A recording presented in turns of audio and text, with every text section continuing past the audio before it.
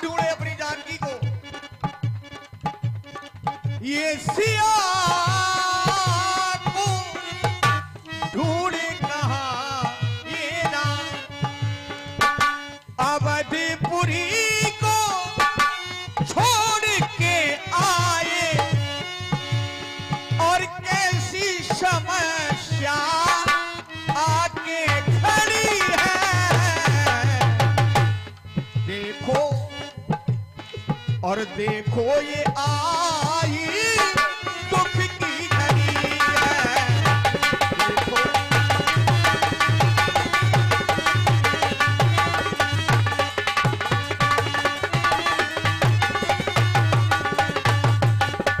हे भामनी। हाँ प्रभु। और प्राणों से प्यारी मेरी सिया,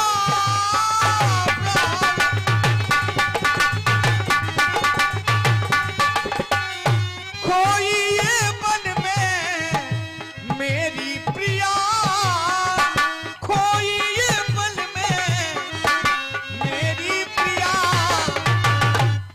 ये सिया ढूंढे कहाँ तुझे राम, ये सिया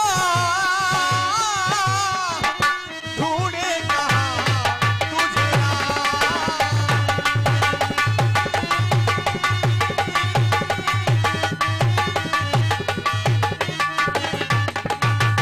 अपनी सीता को ढूंढ रहे, शुद्ध नहीं अभी तक पाई है।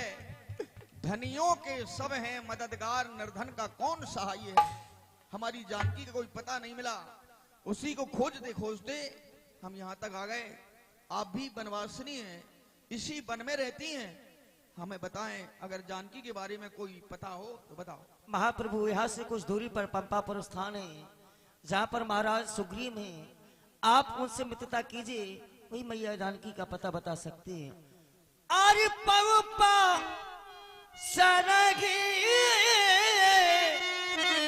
जाओ ना बुला,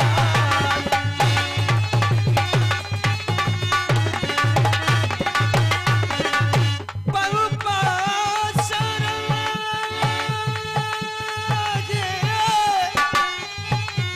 जाओ ना बुलाई, होता कोई बेसु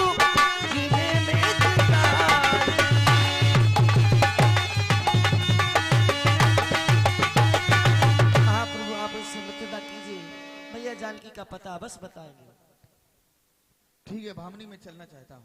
जैसी आज्ञा प्रभु। लेकिन अब मैं जी करके क्या करूंगी, मैं भी चलना चाहूंगी।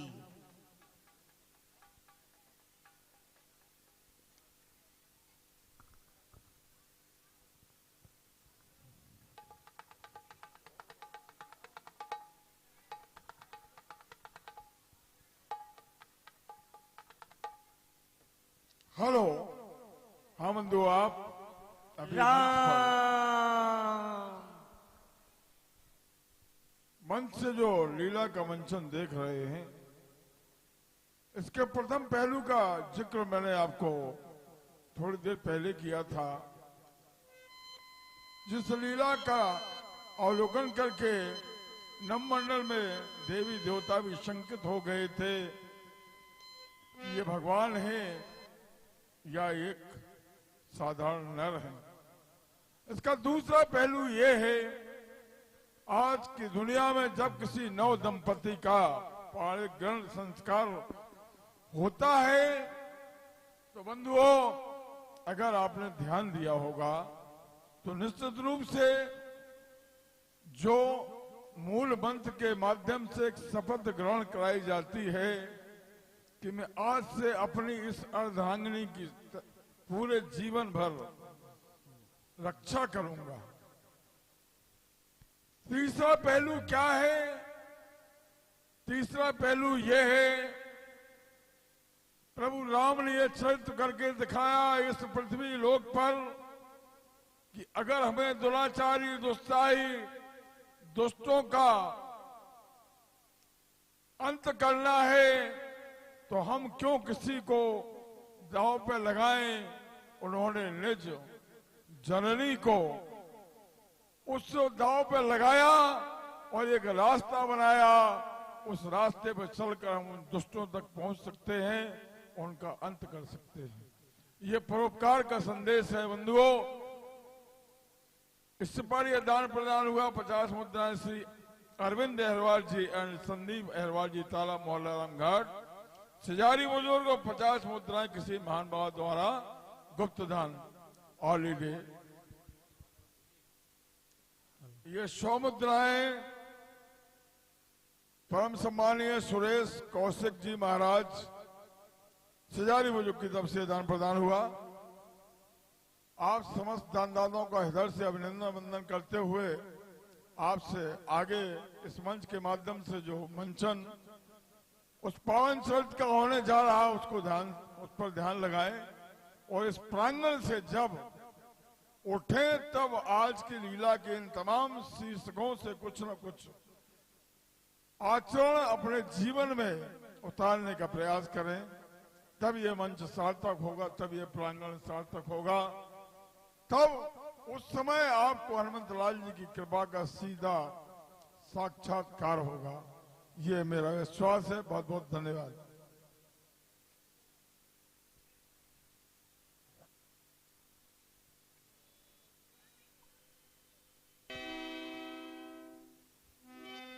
आगे चले बहुत रघुराया ऋषमुख पर्वत नियराया। बोलिए हनुमंत लाल की, बोलिए सजारी सरकार की जय हो। ताहरा सचिव सहित सुग्रीवा आवत दे अतुल बल सीवा। वीर हनुमान अति सबीर कह सुन हनुमाना पुरुष जग जुगल बल रूप निधान। अनायास हमारा ध्यान आगे की ओर चला गया। देख रहा हूं जो ही आगे की ओर दृष्टि डाली तो हमें दो आकृतियां दिखाई दे रही हैं। इन आकृतियों को देखकर आज हमारा हृदय भय से भयभीत हो रहा है। हमें तो ऐसा लग रहा निश्चित ही बाली के भेजे हुए दूत चले आ रहे हैं। इनको देखकर हमें बड़ा भय लग रहा है। हनुमान देखना तो जाकर दो पुरुष इधर को आते हैं, दोनों तेजस्वी बलशाली नरसिंह समान दिखाते हैं। पठुआ बाली होए मन मेला भागू तुरंत तजुए सैला। अगर बाली के भेजे हुए दूत हुए तो मैं निश्चित ही इस सैल को छोड़ दूंगा, अन्यत्र कहीं जाकर छिप जाऊंगा, क्योंकि अपने प्राणों की रक्षा करनी है। हनुमान हमारा ध्यान अतीत की ओर जा रहा है तो ध्यान आ जाता है मातंग श्राप बाली भ्रात वो यहाँ नहीं आ सकता है। जब तक जीवित में रहूं यहाँ वो चैन नहीं पा सकता है। लेकिन फिर भी शत्रु को अपने से छोटा नहीं समझना चाहिए, सदैव शत्रु को बड़ा समझना चाहिए, तभी तो सफलता प्राप्त होती है। इसलिए हमारा आदेश है छल से, बल से, चतुराई से सब पता ठिकाना लाना तुम। बाली के भेजे दूत हुए संकेत हमें बतलाना तुम। अगर बाली के भेजे हुए दूत हुए तो शीघ्र ही हमें इशारा कर देना। तुम्हारे इशारे को प्राप्त करके मैं इस आश्रम को छोड़ दूंगा, शैल को छोड़ दूंगा। लेकिन तुम्हें जाना तो है, इस भेष में नहीं जाना। ब्राह्मण का भेष धारण करके इन तपस्वियों का पता लगाओ, शीघ्र ही जाओ। हनुमान बिल्कुल समीप में आ गए हैं। जितने ही वो नजदीक आते चले जा रहे हैं उतना ही हमारा भय बढ़ता चला जा रहा है। आदरणीय महाराज, हाँ हाँ, जब मैंने आज आपके वचनों को सुना, आपकी मुखाकृति का अवलोकन किया तो ऐसा प्रतीत हो रहा है कि आज आप अत्यधिक भयभीत हैं। सत्य है। तो सर्वप्रथम आप अपने मन से भय का परित्याग कर दें। कैसे परित्याग क्योंकि करें? महाराज जिस प्राणी की अंतरात्मा पर भय व्याप्त हो जाता है उसका जो वास्तविक बल पौरुष होता है वह समाप्त हो जाता है। एक और आप कह रहे हैं कि हनुमान देखना तो जाकर दो पुरुष इधर को आते हैं, दोनों तेजस्वी बलशाली और नरसिंह समान सुहाते हैं। तो महाराज आज तक किसी तपस्वी के द्वारा कोई अनैतिक कार्य नहीं किया गया, किसी का वध नहीं किया गया है। दूसरी ओर आप कह रहे हैं कि नरसिंह के समान प्रतीत हो रहे हैं। सत्य है। यदि वो नरसिंह के समान प्रतीत हो रहे हैं तो समझ लो आपका भाग्योदय होने वाला है, क्योंकि नरसिंह तो भगवान है। हाँ, मैं मानता हूं कि आपका जीवन विपत्तियों से घिरा हुआ है, कठिनाइयों से घिरा हुआ है, परंतु महाराज ये सृष्टि का सारसा सत्य है कि सृष्टि का संचालन सदैव योग से होता है, जोड़ा से होता है। यदि रात्रि नहीं आएगी तो दिन का आभास नहीं किया जा सकता है। कपिराज यह अटल अनुभव हमारा है, कभी शोक तो शोक कहने का भाव, कभी दुख तो कभी सुख का सहारा है। और आपको बाली से भयभीत होने की आवश्यकता नहीं है महाराज। कैसे? क्योंकि आप भली बात जानते हैं जो आपके पिता सूर्यदेव हैं वह हमारे गुरु भगवान हैं। मैं विद्याध्ययन के लिए जब सूर्यदेव के समीप पहुंचा, मेरा अध्ययन पूर्ण हुआ। मैंने कहा हे गुरुदेव दक्षिणा ले लो, तो उन्होंने आज्ञा प्रदान की थी और मुझसे कहा था एक सुग्रीव नाम का मेरा बेटा जो बाली भय का मारा है उसकी सेवा और रक्षा का अब दायित्व तुम्हारा है। इसलिए महाराज ये पवन पहाड़ों से टकराए तो क्या हो सकता है, गर सुमन कंटकों से लड़ जाए तो क्या उपवन हो सकता है, ये बादल घुमड़ कर बारिश दें तो क्या कलंक धो सकता है। एक नहीं लाखों बाली आ जाए, क्या ये बजरंगी पीछे हट सकता है? कदाप नहीं हट सकता है। क्योंकि महाराज मैंने अपने जीवन में ऐसा माना है, ऐसा जाना है कि सेवक का तो धर्म ही वो तत्पर रहना सेवा में, और यदि स्वामी पर कष्ट पड़े तो निछावर होना सेवा में। मैं आपकी सेवा रूपी बलवेदिका पर अपने प्राणों की आहुति दे सकता हूँ। यद्यप संसार में लोग बहुत सेवक बने घूम रहे हैं, जिससे पूछो हम तो भैया सेवक हैं, लेकिन जब सेवा के विषय में जाना गया, सेवक के विषय में जाना गया, तो ज्ञानियों ने बतलाया कि सबते सेवक धर्म कठोरा, सेवा का व्रत सबसे कठोर है। जब मैंने अपने जीवन में आपकी सेवा का व्रत लिया है तो मैं पूर्ण तत्परता से पालन करूंगा। यद्यपि आज आप भयभीत हो रहे हैं, लेकिन आपके वचनों को सुनकर मेरा मन हर्षित हो रहा है, क्योंकि जब से हम आपकी सेवा में आए हैं आपकी सेवा करने का अवसर प्राप्त नहीं हुआ है। आज आपकी आज्ञा के द्वारा हमें सेवा करने का अवसर मिल रहा है। इसलिए महाराज इस मंगलकृत बेला में और मंगलमय का संदेश मिला और हुआ कृतार्थ मेरा जीवन जो स्वामी का आदेश मिला। अब आप हमारा संकेत समझ लें। कहें। यदि वह बाली के भेजे हुए गुप्त दूत हुए तो मैं बातों ही बातों में पुनः उन्हें उसी दिशा की ओर ले जाऊंगा। कहने का भाव ये आपको मेरा पृष्ठ भाग पीठ दिखाई दे तो आप छिप जाना। ठीक। यदि ये मेरा बक्सल दिखाई दे तो कदाप न छिपना। ये मित्रता का प्रतीक होता है। अब आप मुझे आज्ञा और आशीर्वाद प्रदान करें। आदेश है वीर हनुमान, शीघ्रता करो, बिल्कुल समीप में चले आ रहे हैं। जाओ, हम तुम्हारे संकेत की प्रतीक्षा करेंगे। जाओ, शीघ्र जाओ।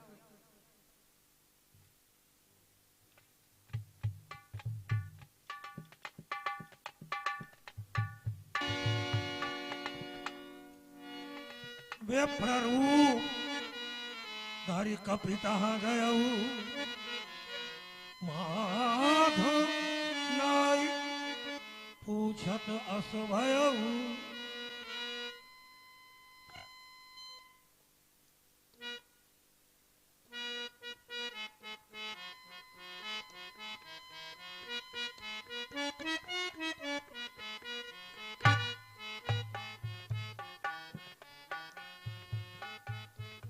हे पथिक, यह विप्र कुमार आपको प्रणाम करके आपसे आपका परिचय जानना चाहता है।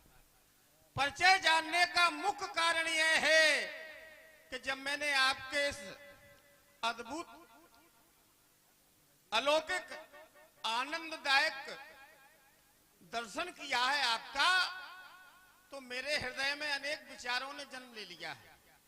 मैं सोच रहा हूं कि जिस मार्ग पर हम चलने के लिए उद्यत हैं या जिस मार्ग पर हम चलने के लिए तैयार हैं, उस मार्ग का नेतृत्व करने वाला कोई नहीं, अर्थात हमारा संरक्षक करने वाला कोई नहीं, हमारा कोई संरक्षक नहीं है। तो आप में उस मार्ग पे चलने का नेतृत्व और हम जैसे व्यक्तित्व का संरक्षण करने का प्रभाव प्रतीत हो रहा है। आपको देखकर हमें ऐसा आभासित हो रहा है कि आप पूर्ण ब्रह्म हो। विप्र देवता, आपने कहा है कि हम जो मार्ग तय करने के लिए जा रहे हैं, इसी मार्ग के आप भी पथिक हैं और हम भी पथिक हैं, हमें भी इसी मार्ग से जाना है जिस मार्ग को आप तय करने के लिए जा रहे हैं। लेकिन मार्ग तय करने का हर पथिक का अलग अलग एक तरीका होता है कि हमें मार्ग तय कैसे करना है, जिससे कि ये मार्ग बड़ी ही सुगमता से तय हो जाए, कट जाए ये मार्ग। पुनः आप कह रहे हैं कि इस मार्ग का नेतृत्व करने वाला कोई नहीं है, कोई संरक्षक नहीं है, तो मार्ग को तय करने वाला तो पथिक ही स्वयं संरक्षक होता है, क्योंकि वो अपना मार्ग तय करने के लिए जा रहा है। उसका नेतृत्व उसी के द्वारा हो सकता है, किसी दूसरे के अलावा नहीं, क्योंकि मार्ग किसी दूसरे को यदि तय करना है तो नेतृत्व उसके द्वारा होगा, और यदि मार्ग हम स्वयं तय कर रहे हैं तो ये निश्चित है कि संरक्षक हम ही हैं इस मार्ग को तय करने वाले। आप कह रहे हैं कि आप पूर्ण ब्रह्म हैं, हमें ऐसा लग रहा है। संरक्षक का दर्जा देने के बाद में आपने कहा है कि आप पूर्ण ब्रह्म हैं, लेकिन हे विप्रदेव, ब्रह्म के बारे में तो ऐसा कहा गया है कि ब्रह्म होता है अजन्मा, ब्रह्म का कभी जन्म नहीं होता है, और ब्रह्म होता है निराकार, ब्रह्म कोई साकार स्वरूप में नहीं होता। ब्रह्म उसे कहते हैं जो बिन पग चले सुने बिन काना, और कर बिन कर्म करे विधि नाना, आनंद रहित सकल रस भोगी, बिन बाणी बक्ता बड़ योगी। ये ब्रह्म के लक्षण हैं। ब्रह्म होता है अजन्मा, साकार स्वरूप नहीं होता है ब्रह्म का, और ब्रह्म होता है एक। और जब ब्रह्म अजन्मा होता है तो उसका साकार स्वरूप हो ही नहीं सकता है, क्योंकि ब्रह्म का जन्म नहीं होता है, वो निराकार रूप में है, और बिना वाणी के बहुत बड़ा वो वक्ता है। इसलिए ब्रह्म का जो स्वरूप है वो अजन्मा स्वरूप है। और हम तो चल रहे हैं, घूम रहे हैं, वन में फिर रहे हैं, तो हमें तुम कैसे कह सकते हो कि हम ब्रह्म हैं? हम ब्रह्म नहीं हैं। हे पथिक, यद्यपि आपने ब्रह्म की परिभाषा अक्षरशः परिभाषित की है, लेकिन भगवान शंकर माता भवानी को ब्रह्म के विषय में कुछ इस तरह बतलाते हैं। आपने कहा कि ब्रह्म निराकार होता है, ये बात सत्य है। ब्रह्म एक है, एको ब्रह्म द्वितीय नास्ति, लेकिन ब्रह्म एक होते हुए भी उसके रूप दो हैं, अगुण सगुण दोई ब्रह्म स्वरूपा, अर्थात एक निराकार ब्रह्म और एक साकार ब्रह्म। अब स्वरूप जब दो हैं तो जाना गया कि उस निराकार और साकार ब्रह्म में कोई भेद है, तो बतलाया गया कि अगुणई सगुणई नहीं कछु भेदा, अर्थात उस निराकार और साकार ब्रह्म में कोई भेद नहीं है।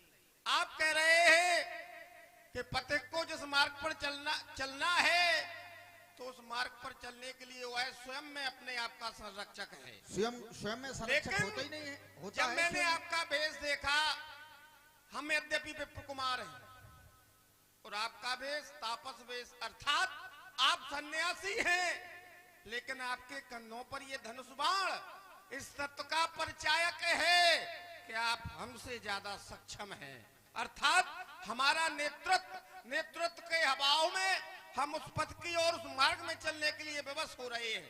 जब हमें आपका संरक्षण प्राप्त हो जाएगा तो हम जिस मार्ग पर चलना चाहते हैं उस मार्ग पर हम साधारणता पहुंच सकते हैं। ठीक है, यदि आप ब्रह्म नहीं हैं तो जब मैंने आपके इन पावन चरणों का अवलोकन किया तो मैं आश्चर्यचकित हो उठा। जब मैंने आपके इन चरणों को देखा तो हमें ऐसा आभासित हो रहा है कि मानव जीवन लेने का सच्चा आनंद आपके इन चरणों में है। ये संसार मिथ्या है, झूठा है, अर्थात आप सर्वव्यापक हैं। हे विप्र देवता, आपने कहा कि ब्रह्म के दो रूप होते हैं, एक अगुण एक सगुण। अगुण सगुण दो ब्रह्म स्वरूपा। लेकिन पहचान कैसे हो कि ये सगुण स्वरूप में ये ब्रह्म है? भाई पहचान भी तो आवश्यक है। और ये ब्रह्म की पहचान करने के लिए हमें कौन सा उपाय करना पड़ेगा जिससे ये पहचान हो जाए ये अगुण स्वरूप में है या सगुण स्वरूप में है? और इसमें भी कोई भेद नहीं है। जब भेद नहीं है तो ब्रह्म एक है और वो भी ब्रह्म है अजन्मा, कोई भेद नहीं है। तब यदि भेद है तो वो ब्रह्म नहीं है। फिर आपने कहा है कि आप सर्वशक्तिमान हैं। हे विप्रदेव, हम सर्वशक्तिमान नहीं हैं। सर्वशक्तिमान होते तो हमारे जीवन में एक हानि हुई, हमारे जीवन में एक क्षति हुई। और जो सर्वशक्तिमान होता है उसकी जीवन की हानि करने के लिए किसी के अंदर वो सामर्थ्य नहीं है कि उसको हानि पहुंचा दे। इसलिए हम सर्वशक्तिमान नहीं हैं, क्योंकि सर्वशक्तिमान के जीवन में कभी कोई क्षति नहीं होती है। आप कह रहे हैं कि ब्रह्म का परीक्षण कैसे किया जाए, ब्रह्म को कैसे जाना जाए कि ये साकार ब्रह्म है या निराकार ब्रह्म है? अगुण सगुण तो ही ब्रह्म स्वरूप, ब्रह्म के स्वरूप तो हैं। ये प्रमाण है कि आप कितने भी यत्न कर लें, सो जानो तब देव जनाई। जब ब्रह्म की कृपा प्राप्त होती है, ब्रह्म स्वयं प्राणी को जनाता है, बतलाता है, तब प्राणी ब्रह्म को जान पाता है। आप कह रहे हैं कि हम सर्वशक्तिमान भी नहीं क्योंकि हमारी क्षति हुई है। देखिए, सर्वशक्तिमान उसे कहते हैं कि जिसकी शक्ति सभी में समाहित हो। यदि आपकी क्षति हुई है तो वो उसकी शक्ति नहीं है, वो तो आपकी शक्ति है। और यदि आप सर्वशक्तिमान हैं तो ब्रह्मांड निकाया निर्मित माया आपकी कोई लीला पूर्ण ना हो रही हो, लीला पूर्ण करने के लिए आपने जानकर भी अपनी क्षति कराई। मैं भ्रमित विचलित इसलिए हूं, जब मैंने आपके इन कंधों को देखा तो आपके कंधों को देखकर सहसा लोग कह देंगे कि केहर कन्न और बाहु विशालम, अर्थात आपके कंधे कैसे हैं? बोले सिंहों के समान। जब मैंने गहनता से निरीक्षण किया, अवलोकन किया, तो हमें एक भेष और याद आ रहा है। उस भेष के विषय में बतलाया गया कि शांत भेष करनी कठिन। भेष तो शांत है लेकिन करनी कठिन है। ठीक इसी तरह आपका भेष भी बड़ा सौम्य है और ये धनुष बाण इस तत्व का परिचायक है कि आपकी भी करनी कठिन है, अर्थात उस भेष का भी समावेश आप में हो। आपको देखकर मेरी अंतरात्मा कहती है कि हर से कंध पे गज सुंड से विशाल बाहु, तापे धनुबान शान सुंदर सुहावत है। के हर सो है वक्ष विशाल महाशैल सो अति, और भानु के समान तेज दृष्टि में दिखावत है। आपके मुख की शोभा का वर्णन, आपका मुख पुष्प के पराग सो मुख मधुर मूर्ति छवि, नैनन जैसे कंज नैना ये मन भावत हैं। बाना बैरागी, अर्थात आपका बाना बैरागियों जैसा है। बाना बैरागी वो अनुरागी आप अंतर मन के, बार बार खिंचा चित्त चरणन में जावत है। आवे जो शरण माही रंकऊ निर्पाल होत, वो जीवन का अमरपन या जीवन की अमरता बाही नर पावत है। चकित चक्षु से चितपत रहूं आपको बार बार, वो मन से मुनीस शीस आपको ही नावत है।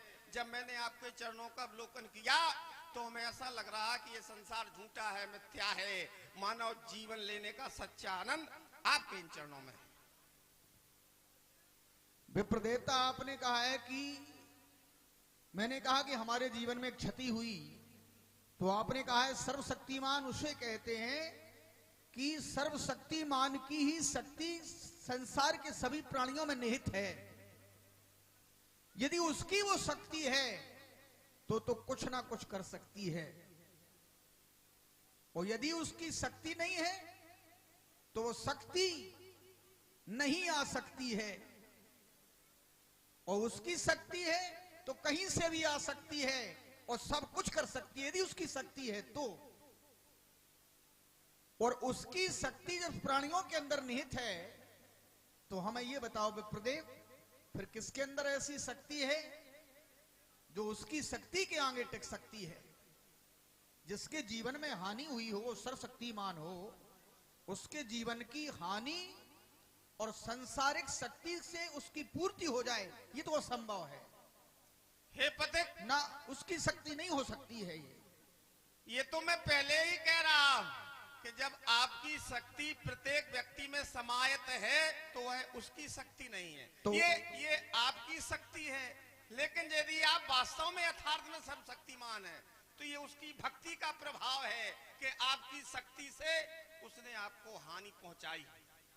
दूसरी ओर एक संकेत मिलता है कि ईश्वर अंश जीव अविनाशी, जब आप प्रत्येक प्राणी में वास करते हैं तो उसी की आपकी ही तो शक्ति है। नहीं तो हमें आप समझ क्या रहे हैं? हम सर्वशक्तिमान हैं क्या? हाँ, हम सर्वशक्तिमान नहीं हैं। हे विप्रदेव, हम सर्वशक्तिमान यदि होते तो हमारी शक्ति के आगे जिसने हमारे जीवन में जो हानि की है उसकी क्या ताकत थी जो हमारे जीवन में हानि पहुंचा देता? सर्वशक्तिमान के जीवन में कभी हानि नहीं होती। ठीक है, हम आपकी बात से सहमत हो जाते हैं, क्योंकि आप में आपको देखकर मेरा मन आपके चरणों में खिंचा जा रहा है। अर्थात आपकी बात को मैं सर्वपूर्ण मानता हूं, लेकिन यद्यपि बात तो यही है कि भक्ति की ही शक्ति है और आपकी शक्ति के आगे किसी की भक्ति नहीं टिक सकती है। ये तो आपकी ही भक्ति है, क्योंकि प्रमाण मिला है कि ईश्वर अंश जीव अविनाशी। जब आप प्रत्येक प्राणी के अंतर में, प्रत्येक प्राणी के हृदय में वास करते हैं तो आपकी ही तो शक्ति है। ठीक है, आप सर्वशक्तिमान भी नहीं, तो ये मैं निष्ठा पूर्वक कह सकता हूं कि पुरुषों में उत्तम पुरुषोत्तम अवश्य है। अब मैं विचारशील हुआ कि आपको किन शब्दों से संबोधित किया जाए, क्योंकि आप इस सृष्टि में हमें प्रधान और प्रथम प्रतीत हो रहे हैं। तो हमारा ध्यान हिंदी वर्णमाला के प्रथम व्यंजन का की ओर गया है। उसमें मैं ओ की मात्रा लगा रहा हूं, क्योंकि ओ अर्थात ओम जो वेदों का प्राण है, वो आपको देखकर ऐसा लगता है कि आप वेद के तत्व हो। को तुम श्यामल गौर शरीरा और क्षत्रिय रूप फिर वनवीरा। आप सावरे वन गौर वन वाले कौन हैं? भेष तो तपस्वियों जैसा है, तो ये धनुष बाण धारण किए क्षत्रियों की भांत इस वन प्रखंड में क्यों भ्रमण कर रहे हैं? जब मैंने आपके इन पावन चरणों का अवलोकन किया तो आपके चरण इतने कोमल हैं कि इनमें पुष्प का पराग भी चुभ जाए, और आप बिन पातकाओं के चल रहे हैं, जबकि भूमि का स्वभाव कठिन कठोर बतलाया है। कठिन भूमि कोमल पदगामी और कवन हेतु विचरऊं स्वामी, मृदुल मनोहर सुंदर गाता उसय दुसय बन आतप बाता। क्या कारण है जो आप बिन पातकाओं के भ्रमण कर रहे हैं? आपको देखकर मेरी अंतरात्मा कहती है, या हो तीन तात या भगवान आप नर हो नरेश सुरेश यकपाल हो, मृदुल पुनीत गात श्याम गौर जंगजात, कहाँ को गमन कियो कहाँ डेरा डालो, दुसय बनबात महाघनपात दिवाकर घात सदा सहते। वो क्या कारण है जो आप बन बन भटकते? आपको देखकर मेरी अंतरात्मा कहती है कि तुम तीन देवमय को और नर नारायण की तुम दो। आपको देखकर हमें ऐसा आभासित हो रहा है कि उन प्रधान देवताओं में से किसी एक देव ने अवतार ले लिया हो, या उस नारायण ने और नर ने युगल रूप में अवतार ले लिया हो, क्योंकि जग कारण तारण भाव भंजन धरनी भार ओ की तुम अखिल भुवन पति लीन मनुज अवतार। पृथ्वी पर हो रहे अनाचारों को समाप्त करने के लिए उस निखिल ब्रह्मांड के नायक ने अवतार ले लिया हो, क्योंकि कुछ दिव्य अलौकिक है, वो अद्भुत प्रकाश है रूपों पर, कुछ दैविक शक्ति है आप में जो झलक रही है आंखों पर। हैं आप यति तपसी कोई या छत्री वाके हैं, वो भूले भटके या निकले जाते कहाँ के हैं। वो बन की स्थिति ऊंचे पहाड़ बन बालू ब्यार, वो बन इतना गंभीर, कृपा कर बतलाएं आप कौन हैं। श्यामल गौर शरीर अपने परिचय से अवगत करा, इस विप्र कुमार को अनुग्रहित कर।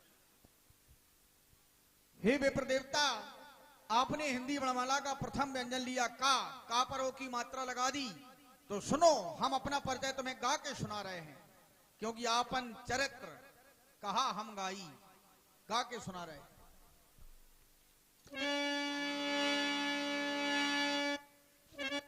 ये कौशले दशरथ के जाए, हम पितु वचन मान बन आए। हम अयोध्या के रहने वाले हैं, नाम राम और लक्ष्मण दो भाई, ये संग नारी सुकुमारी सुहाई। हमारा नाम राम है, ये हमारा छोटा भाई, इसका नाम लक्ष्मण है। यहाँ हरी और निश्चल पे देही, खोजत फिर ये विप्र हम ते ही। हमारी जानकी का किसी ने हरण कर लिया है, उसी को खोजते खोजते हम यहां तक आ गए। आपन चरित्र कहा हम गाई, कहा हो विप्र नित कथा बुझाई। हमने ही अपना सारा चरित्र तुम्हें गा के सुनाया है। अब आप बताएं कि आप कौन हैं, आपका नाम क्या है।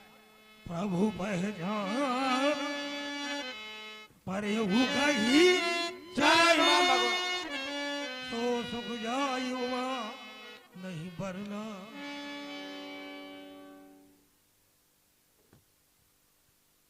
आदरणीय भगवान, संकेत प्राप्त हुआ है कि हृदय हरस निज नाथ चीनी, अर्थात जब मैंने आपको पहचान लिया तो हृदय में अपार कष्ट हुआ। जब आपने नहीं पहचाना तो कष्ट हुआ, और जब मैंने आपको पहचान लिया तो अपार हर्ष हुआ। जब आपने मुझे पहचानने में विलंब किया, नहीं पहचाना, तो मेरा हृदय विषाद से भराया। मैं आत्म चिंतन करने पर विवश हुआ कि सेवक पर ऐसा कौन सा अपराध हो गया जो आपने मुझे भुला दिया। यद्यपि भगवान मेरा पूछना तो न्यायोचित है, मोर न्याय में पूछा साईं, और तुम पूछो कस नर की नाई। आपका पूछना न्यायोचित नहीं है भगवान, क्योंकि आप सर्वज्ञ हैं, सर्वव्यापक हैं, सब कुछ जानते हैं, आप ये भी जानते हैं। तब मायावश में फिरऊं भुलाना, वो ताते प्रभु में नहीं पहचाना। मैं आपकी माया के कारण संसार में भटक रहा हूं, इस कारण पहचानने में विलंब हुआ। आप ये भी जानते हैं कि मैं अवगुणों की खान हूं। एक मैं मंद मोए बस कुटिल हृदय अज्ञान, और पुन प्रभु मोए विसारे दीन बंद भगवान। जब मैं अवगुणों की खान हूं, फिर भी आपने मुझे भुला दिया।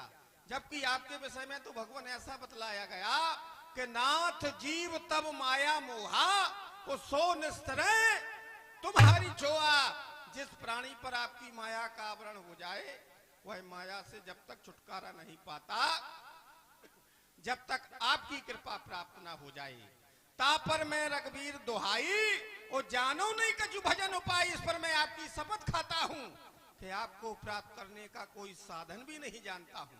भगवान आपके विषय में तो ऐसा बतलाया गया है कि सेवक सुतपति मात भरोसे, और रहे असोच बन है प्रभु पोसे।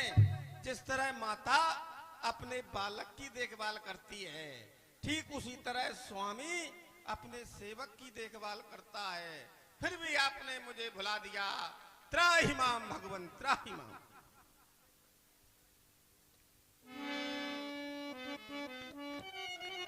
हे विप्रदेव, हे ब्राह्मण देवता, मैंने भी आपको पहचान लिया है। आप ब्राह्मण नहीं, आप वही बानर हैं, हनुमान नाम के बानर।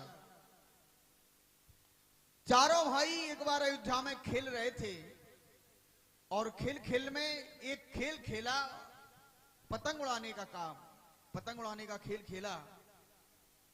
तो तुम भी हनुमान हमारे साथ में थे और हमने कहा कि हनुमान हमारी ये पतंग जाकर के कहीं आकाश मार्ग में उलझ गई है, देखो किसने पकड़ ली। तो तुमको जब भेजा गया तो वो पतंग जयंत की जो पत्नी थी, जिसका नाम था चंद्रप्रभा, चंद्रप्रभा हमारी पतंग को पकड़े हुए थी। तो तुमने कहा ये पतंग दे दो, तो चंद्रप्रभा ने कहा नहीं, जब ये पतंग इतनी सुंदर है, इस पतंग का उड़ाने वाला कैसा होगा, मैं इस पतंग उड़ाने वाले का दर्शन करना चाहती हूं। तो मैंने ही तो हनुमान तुमसे ये कहा था कि अभी नहीं, आगे चल करके चित्रकूट नामक स्थान पर हम उसे अवश्य दर्शन देंगे। तो चंद्रप्रभा को तो दर्शन दे दिया, चंद्रप्रभा में मिल गई, लेकिन केवल तुम रह गए थे। हनुमान बड़ी प्रसन्नता हो रही है। आओ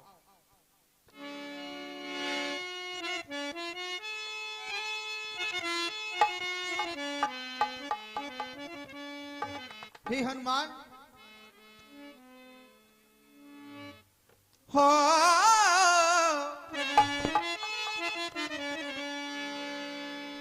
और सोने का पीजिए मानस जनेऊ ना, सोने का पीजिए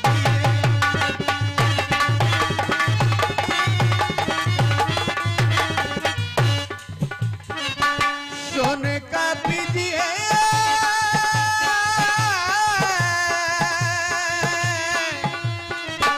मानस जनेऊ ना, ते मम प्रिय लक्ष्मण ते दूरा ते।